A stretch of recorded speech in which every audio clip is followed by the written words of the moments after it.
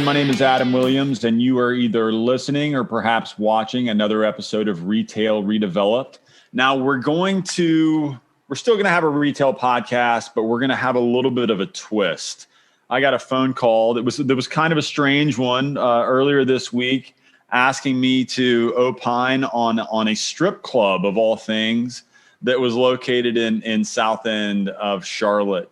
And it was a larger topic, but one that is very top of mind right now. And it is, what happens when a neighborhood gets so hot that a lot of the old standing establishments that have been there for a long, long time are actually pushed out of the neighborhood because it's changed so fast. The person that was on the other line that was asking me these questions was one Katie Peralta Soloff. She is the local business reporter for Axios Charlotte. I've known her for a while. She does great work. Obviously, Axios is a massive media channel here locally. And Katie, thank you so much for taking a few minutes to expound on this topic with me. Yeah, of course. Happy to be here. Now, before we dive into all things related to a changing city, do me a favor, just introduce yourself, tell people kind of who you are, and what you do, and why this is such a big topic for what you care about. Awesome. So I am Katie. I have been with Axios Charlotte for going on 2 years. Before we were Charlotte Agenda, as most people know. Before that was at the Charlotte Observer for like 5 years, 4.5 years, doing the coverage on retail, some development, sports business, things like that. And, I'm kind of from Charlotte. I moved here in high school from the Midwest. So I claim this city as my own now. And I've been around long enough, I guess you could say, that I've fallen in love with certain quasi-local. places. We'll give you quasi-local status. I'm more local than a lot of people. Let's say that. But I'm not a real local like yourself. We've, been around long enough to fall in love with places and then have them close. And it's a really tough thing, especially as someone who covers, local businesses, because you form a connection with places, and there's a story behind them and there are memories associated with them. Even if it's not, some award-winning restaurant or some fine dining experience, you remember places where you worked in high school or where you had your, first date or something like that. So there's, people have a fond connection, a sense of place with these establishments. And to me, that's one of the fun things about local reporting is sort of unpacking that emotional connection to certain businesses. And the pandemic has obviously changed a lot about our local business scene, and it's certainly laying the groundwork for a new business environment in Charlotte moving forward. So let's start kind of broadly first. In your mind, what does the closing of these Charlotte staples mean for the identity of Charlotte? Yeah, I have a lot of friends that know what I do. They know I'm in commercial real estate.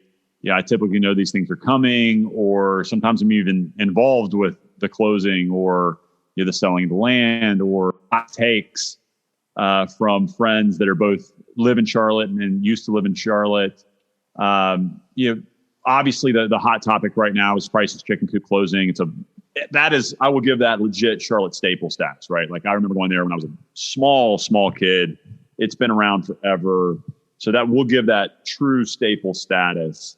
What is that? What does it mean in your mind, in your readers' minds, when these staples close? Like, how does it affect you? How does it affect the people that you interact with? I think there's a two-pronged response to this. There's the practical reporter side of me that wants to say everything has to come to an end. Not everything can be around forever. If there's no heir apparent to a business, for instance, if property values are skyrocketing to the extent that it makes no sense to stick around, sure, it makes total sense. And it's difficult to see that closure, but it also is very logical.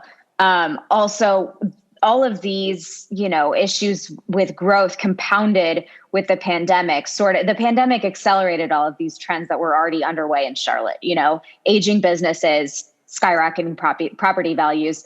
and forced a lot of businesses to innovate really quickly. If businesses didn't have really smooth, clean online ordering and or delivery, they were kind of SOL. And you saw a lot of businesses adapting fully, restaffing, hiring new people to make up a takeout focused menu in order to survive.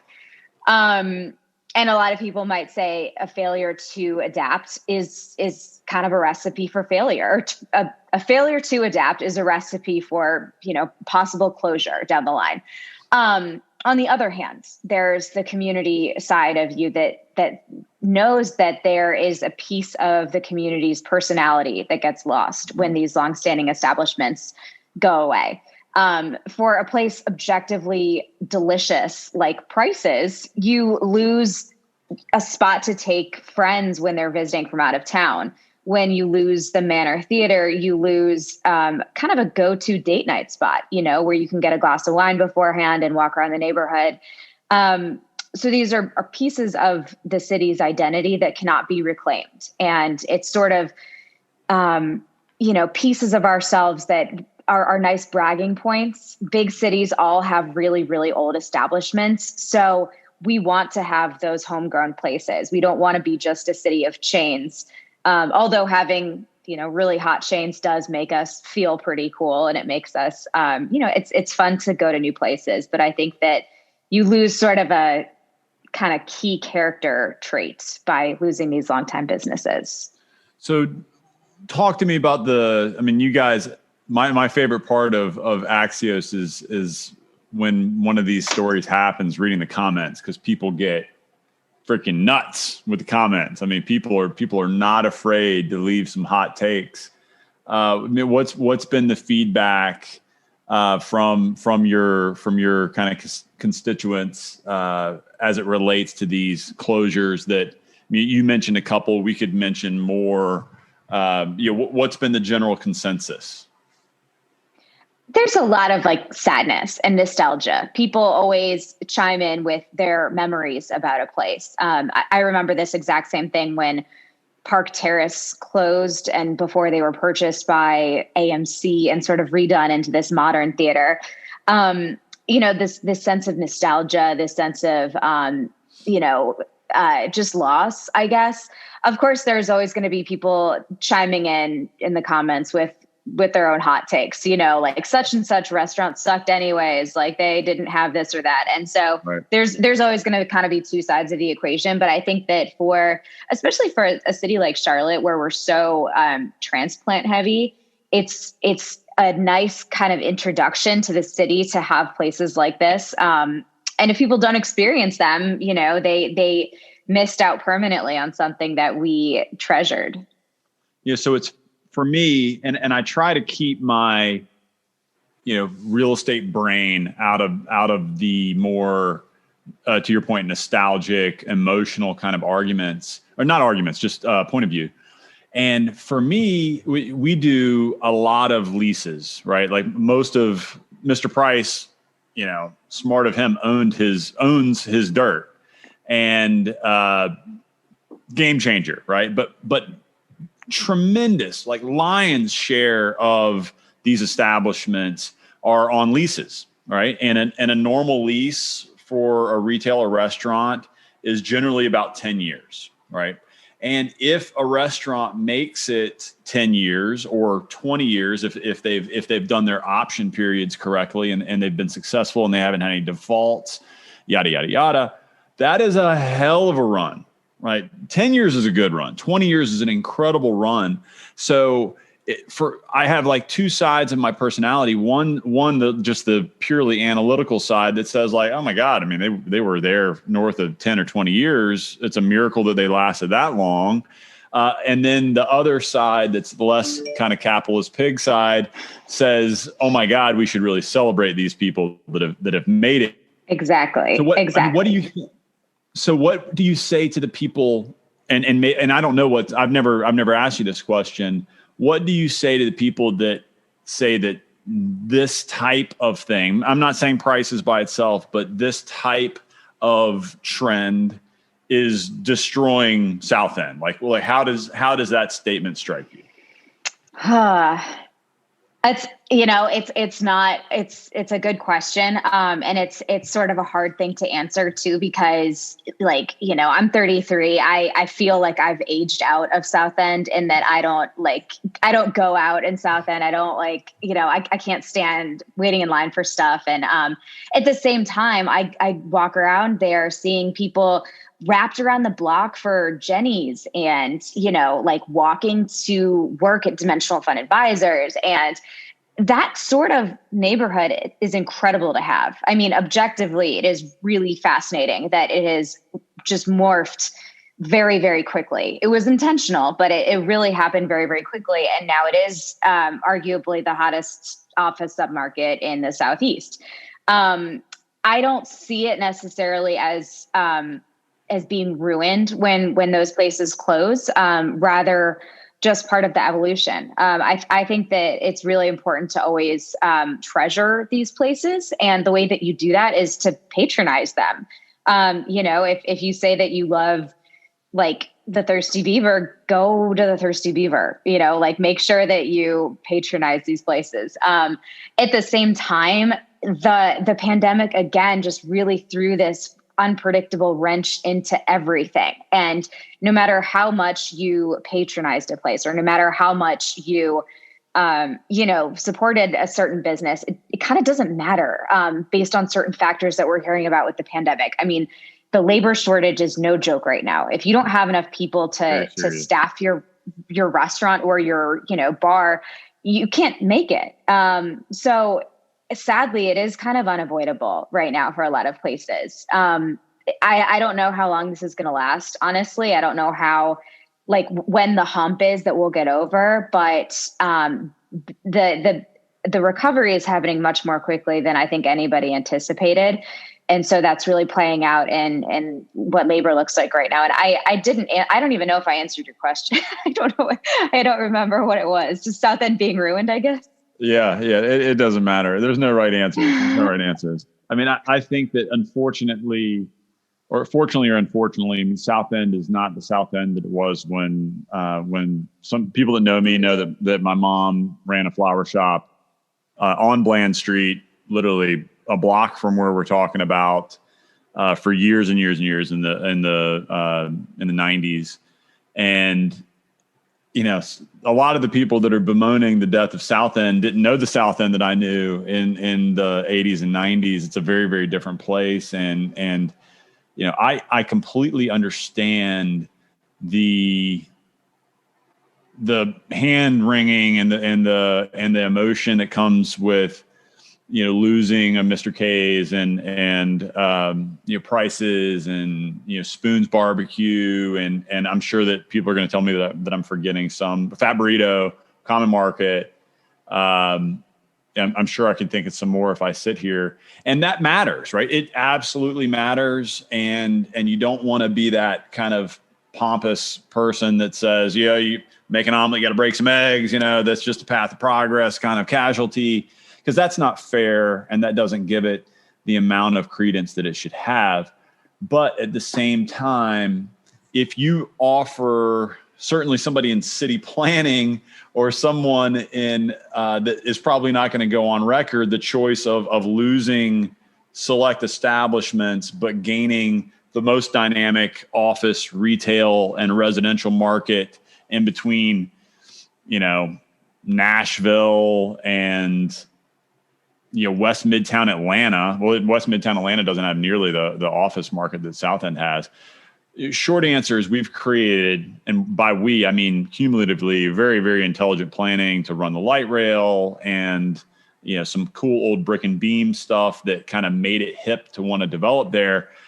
For whatever factors, whatever happened that went into it, we have the lightning in a bottle in South End. And I'm on the forefront. I'm talking with, some of the biggest equity players, some of the biggest real estate players on the planet, and South End, Charlotte, North Carolina is in every conversation. It's Austin, it's Nashville, and it's us being Charlotte. And that is insane to think about what a short list that Charlotte is on. And it's because of South End. It's not because of Myers Park. It's not because we have a a Neiman Marcus in South Park. It's not even because we have a formerly thriving and soon to be thriving again central business district. It's this little patch of land on the light rail that has just become the most dynamic place that people want to be. So for me, I hate the closures, but the upside is also pretty incredible. Now you can't let me off the hook. You got to counterpoint me. Can I ask you a question? Sure. When did your mom's shop close, or when did she decide to leave South End? Oh, good. So she was pushed out because of development, and that would have been 2000, mid 2000s.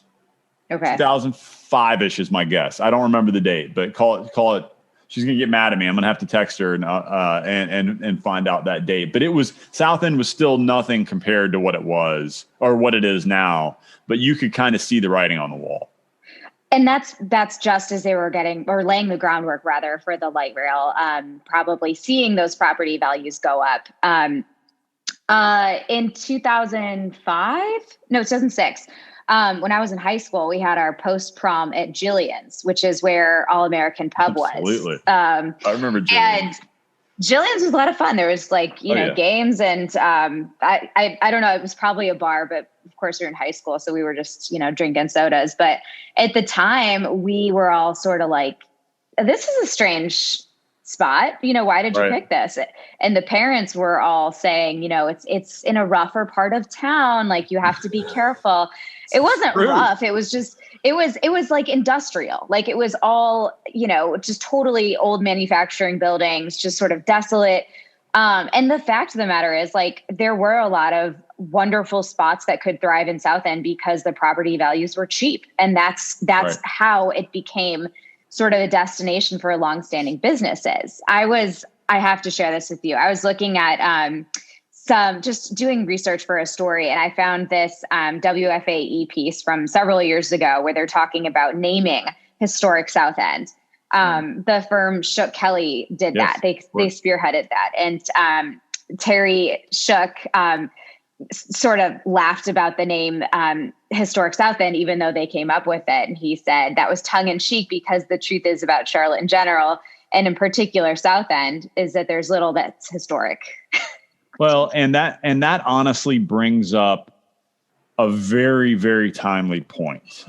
So as I kind of briefly mentioned, part of what made South End a place that people wanted to redevelop was the brick and beam warehouse style construction, right? So if you go into Barcelona, Superica, the whole Asana Design Center complex, that is kind of what made South End redevelopment cool. But unfortunately, that's not the future of South End. Dimensional Fund, Vantage, Rail Yard, Lowe's, Portman's new project, The Line, like it or not, everything that Cousins is going to do with your ill-fated Jillian's location. I mean, the future of South End is vertical. The future of South End is dense. And that is by design, right? I mean, the city wants massive density on the light rail because that's how you grow a city without sprawl. That's a good thing. But unfortunately, we're going to lose a lot of the character that kind of made South End cool to begin with. I mean, luckily, there are pockets where it'll at least stay for a while, like the Design Within Reach and the Flower Child buildings. Those are long-term leases, and they're super cool, kind of brick and beam historic. Like I mentioned, Atherton, the Design Center. I mean, there's some cool brick and beam buildings left. And there's nods to that type of construction, like the way that Beacon redid the rail yard, and they went just completely over the top with the kind of warehouse chic aesthetic. Shout out to RBA, great architects that I think did that design. I'm sure I messed that up. I'm sure a lot of people were involved, but I know they were involved. So I think that is one thing that I will admit it's going to be a challenge, because South End is much more midtown Charlotte. No offense to actual what we call the metropolitan in that midtown, but this is a true midtown in the sense of what big cities call their midtown. And, we're all just going to have to come to grips with it, because that's the way it's going. Yeah, absolutely. And I think that, looking ahead, like where, for these places that were pushed out of this now thriving business district that we've talked about, where does a business go to start out? Like, where is Great question. a new home that I can actually afford? And I think that that's something to watch too. If you're looking to track Charlotte's up and coming restaurants, or maybe what's the prices of, 2 generations from now or something like that. And it's going to be those places that are much less expensive, because the property values are just too prohibitive for, a young chef starting out to open up his own kitchen. And it's just the new reality, simply. Unless you operate out of a food truck and travel around South End, then there's not even a possibility that you could do that. One place that I think is really kind of cool is this Eastway Crossing out central, kind of past Plaza Midwood. They have it's become this little haven, like the Central Avenue Dairy Queen relocated out there. There's a vegan cafe that's really good. Sosu, the new ramen place. So it's just all part of a city's evolution. And I think that's truly part of Charlotte's personality, whether people like it or not, is we are always changing. And I think that's okay. I think that's okay. As long as we encourage, entrepreneurship and encourage people to do their own thing and support them in that. I think that loss is sadly part of what this growth entails. The South End, for better or worse, you've got to be a professional to play in South End these days. I wouldn't, if I had a client that was more mom and pop, I would warn them against even looking in South End, because the price of admission is certainly, as high as anywhere in the city. Maybe South Park Mall, because of, just the way they operate, Tycam and things like that, might be higher, but it's not cheap. And you've got some very smart people on the other side of the table that are going to take a hard look at your business plan and your financials and things like that. So I like to look at these other areas, but I mean, let's be honest. I mean, there are some really cool areas. You've got Thrift and J, Eastway Crossing.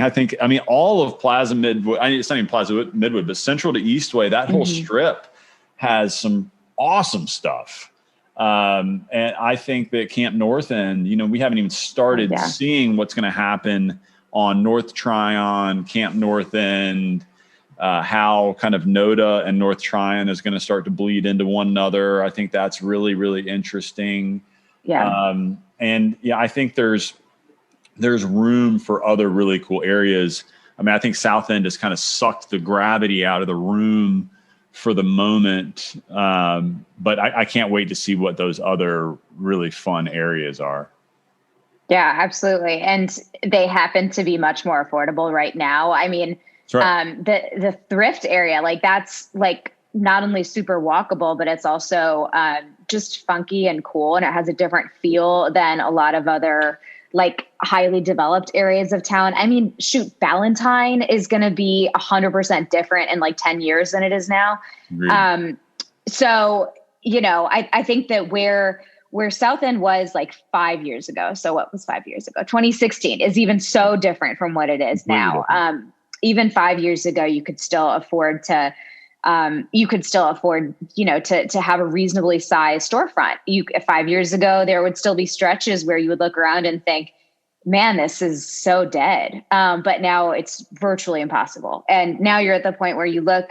I was at Lending Tree's new headquarters a few weeks ago. Shout out to Vantage. Shout out to Spectrum. Great project. Love that project.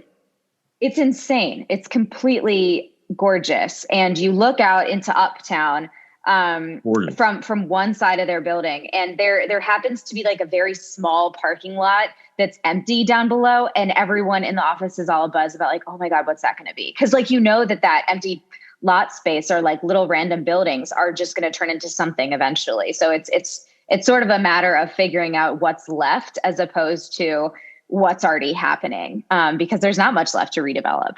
But one thing to think about, and again, trying to look on the bright side, being the capitalist development pig that I am, on Vantage, they put that project. Spectrum people are going to kill me if I mess up the square footage. It's roughly 650,000 square feet, right? And they are going to end up with more green space on that site than was there when they bought it. So I mean, we're having a 1 acre park in the middle of South End is really cool, and it's never really existed before. So I mean, I think there are big time upsides, even though we are losing some things that mean a lot to people, and I don't want to be callous about it. I know that people are emotionally affected by some of these things, and we get so tied to our neighborhood staples. So before I let you go, tell people how they can connect with you, how they can read your stuff, how they can get involved with Axios and get involved with the conversation and just connect with you. Yeah. So believe it or not, I actually really, really love getting emails from readers. I think it's God a lot of fun. You. I would have an unlisted everything if I were you. Well, it's not bad as long as people are kind of like civil, which they normally are actually. At the Observer, I got a lot of not so civil emails, but at Axios, it's been pretty nice. I'm at Katie.Peralta at Axios.com. I'm always very active on Twitter too. So it's at Katie Peralta. And, I do read our social media comments. Whether or not that's a good thing is TBD, but I do read what people say about, what we post. So if you choose to engage there, we'll see it as well. But we really love hearing from people about things we ought to look at, things we ought to cover, favorite memories from certain places. Like you prefaced in your intro, Adam, like I did write about the strip club on South today, and people were even sharing memories. My phone's been blown up.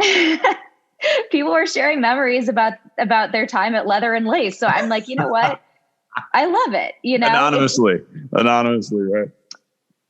Some anonymous, some not. And I love how some people were like, it used to look like this inside or that. And I'm like, okay, well, clearly you did spend some time. That's amazing. Yeah. So definitely reach out. I'm always happy to chat. Awesome. All right. Are you ready for some quick knee-jerk questions? Now you gotta top of mind. Charlotte is, and when I was 18 years ago, it was banker bro city where if you wanted to do a restaurant, it had to have steak and potatoes on the menu, and that was pretty much it. That's changed. What needs to happen for Charlotte to be considered a foodie city, or are we already there? I think we're on our way. I think to become more of a foodie city, we need to embrace really innovative, different ideas. Personally, I think that we need more. Meshuggah's on the way to do this, but I'm very excited for an eventual really good bagel place / deli. I like that we are embracing the trend of takeout because we have to. And I appreciate that places are getting really innovative. I personally need to find a great Chinese takeout spot because I just don't have one. So I'm always open to recommendations on that front. Important. You gotta step it up. Come on, people, give her some recommendations. I enjoyed, and I actually was sent this article by multiple people over the last couple of days. So that says something. What was the feedback like on your recent article on what chains Charlotte craves, and what received the biggest response from the readers? Like what struck a nerve? People are insanely interested in having a Zara here, and it actually. Right? I've heard that so many times. Yeah. It makes a lot more sense than, something like a Wawa or, like In-N-Out or something because of the sort of regional challenges. But we're like the largest city without a Zara. They just finished like a 2-story store in Nashville.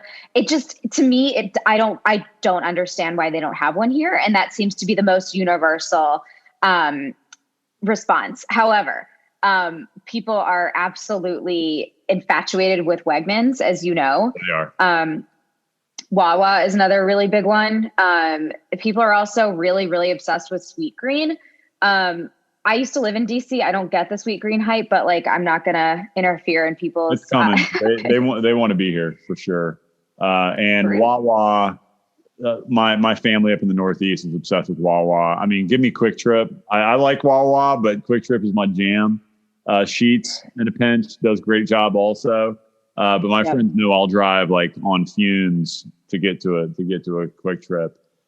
We talked a little bit about Charlotte's identity changing almost daily. I mean, with the amount of influx that we receive from the Midwest, like you, the Northeast, entire Rust Belt, how do you see that changing Charlotte in the future? I mean, we talk about the fabric of the city, but the bottom line is the fabric of the city is really driven by the people, and that's changing hourly. Like since we started this podcast, a couple of people have moved to Charlotte. Yeah. I think, what is it, 100 people a day or 120 people a day or something? Pre-COVID, it was more than that. Yeah, it was like 115 or something. It's a big number once you think about it. Yeah. And I don't think that that's slowed since COVID. In fact, if anything, that number has increased since COVID because people are realizing how relatively inexpensive it is to buy here and to live here. I think that aside from the like potential, like, political ramifications of having tons of young people and tons of transplants here, I think that the way people build their nests, shall we say, is going to be different. So someone from San Francisco or New York or Chicago, anywhere that's like really dense, might be really interested in a townhouse where you share a wall with somebody else. Right. And they might be great with having smaller living spaces. If they're renting, they might be great with studios. They might be great with not having a car on site. I think that also as Generation Z or whatever they are graduates from college and enters the workforce, they're also going to be driving a lot of this change. A lot of young people don't even have driver's license. I just learned this like a few months ago. Like a lot of people are not even doing that. So I think that that's going to shape architecture. It's going to shape how we develop housing units. Also, all of us millennials are getting to the point where we're paying off student loans. We're looking to buy houses, which is helping to fuel some of this insane demand right now that Charlotte and every other, mid-sized city in the U.S. is seeing in the single family housing market. So it's going to continue to shape how we build things and how we where we live. I also think that we will continue to see a really strong migration to places like Fort Mill and Rock Hill, where you can get a lot more bang for your buck. Great schools. So don't sleep on places like Rock Hill, because I think we're going to continue to see a lot of growth there, and areas like Lake Norman. Just based on what people want and need in their communities. All right, last question, and this is a perfect segue. The passing of the Charlotte 2040 plan. How do you see it affecting development? Do you see any big changes coming down the pipe, or do you think it's all just kind of pomp and circumstance? I don't think it's pomp and circumstance, but I do think that a lot of the I don't even want to say real drama, because I feel like we really experienced quite a bit of drama with the 2040 plan, but the consideration and passage of the Unified Development Ordinance that really codifies these zoning changes within the 2040 plan will be very significant. It will shape how we develop Charlotte for years to come. And if anything, with the 2040 plan, I think that it has really brought to the surface a mindfulness of developing with inclusion and equity in mind, and doing so, thinking about the future and prioritizing density, which I do think that Charlotte was doing in a lot of places already. It's just a matter of figuring out how that plays into maybe not just super dense areas like South End and Plaza Midwood. Like, what does that look like in South Park? What does that look like in Ballantyne? What does that look like in West Charlotte? So I think it's really shaping the mindset around development, and it's going to help shape what we expect of developers too. I think for a lot of the time, development has occurred in Charlotte sort of, they've been given sort of free reign to do a lot of whatever they wanted. And I think that now people are like, what about, requiring affordable housing, or what about, helping encouraging walkability, things like that in neighborhoods. So I think people are much more engaged in the development process right now, which is a great thing. Honestly, it's really important to know what's being built in your backyard. Yeah, I'm always very, very torn, because obviously smart development is huge, but governments aren't typically very good at most things, right? And I'm typically a very small government guy, and giving the government more ways to get involved and potentially become speed bumps is a scary thing to me, even though I understand that we got to have it, right? Somebody's got to be calling the shots. So how do we skirt that line of being pro-business, pro-development? I mean, there's a reason why everybody's flooding out of California and the Northeast, is because taxes have gotten insane. Regulations have gotten insane. It's like, okay, where can we go? Let's go to Texas. Let's go to Colorado. Let's go to North Carolina. Let's go to Tennessee, where it hasn't gotten insane yet. So it's like, how do we be inclusive, be educated, try to develop things in the right way without being anti-business and without, making rules for the sake of rules. So I certainly don't have the answers, but man, there's been some hot takes on both sides of the aisle for the 2040 plan. All right, guys, my name is Adam Williams. I was so lucky to be joined by Katie Peralta Soloff. I got that right, with Axios Charlotte. I always love keeping tabs on what you're doing, and I'm very, very appreciative for you coming on today and sharing your knowledge and your opinions with the listeners. Of course, this was awesome. I learned a lot too. Awesome.